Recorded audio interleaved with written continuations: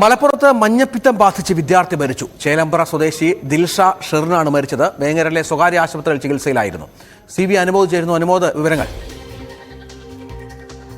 ഇന്ന് പുലർച്ചെയാണ് കുട്ടിയുടെ മരണം സ്ഥിരീകരിച്ചത്. കഴിഞ്ഞ കുറച്ചു ദിവസമായിട്ട് സ്വകാര്യ ആശുപത്രിയിൽ മഞ്ഞപ്പിത്തം ബാധിച്ച് ചികിത്സയിലായിരുന്നു. പക്ഷേ ഇന്ന് ആരോഗ്യനില മോശമായതിനെ തുടർന്ന് മരണം സ്ഥിരീകരിക്കുന്ന സാഹചര്യമാണ് ഉണ്ടായത്. ഇത് ഈ ഒരു മേഖല വള്ളിക്കുന്ന് നിയോജക മണ്ഡലത്തിൽ അസുഖം മഞ്ഞപ്പിത്തം പടർന്നു പിടിക്കുന്ന ഒരു സാഹചര്യമാണ് ഉള്ളത്. 400-ലധികം പേർക്ക് നിലവിൽ തന്നെ ഈ രോഗം ഇവിടെ സ്ഥിരീകരിച്ചിട്ടുണ്ട്. അതിൽ തന്നെ ചേലേമ്പ്ര പഞ്ചായത്തിൽ 40-ലധികം പേർക്ക് രോഗബാധ ഉണ്ടായിട്ടുണ്ട് എന്നാണ് ആരോഗ്യ വകുപ്പിന്റെ തന്നെ കണക്ക്.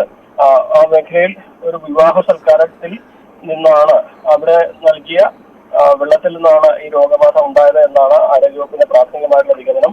എന്നാലും ജാഗ്രതയിലാണ് ആ മേഖല ഒന്നാകെ ഉള്ളത്. പക്ഷേ ഈ കുട്ടിയുടെ രോഗബാധ എവിടെ നിന്നുണ്ടായി എന്നുള്ള കാര്യത്തിൽ ആരോഗ്യവകുപ്പിന് ഒരു സ്ഥിരീകരണം നൽകാനുണ്ട്.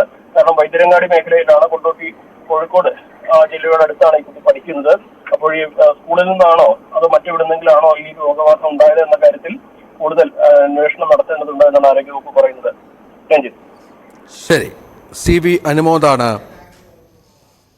വിവരങ്ങൾ പങ്കുവച്ചത്.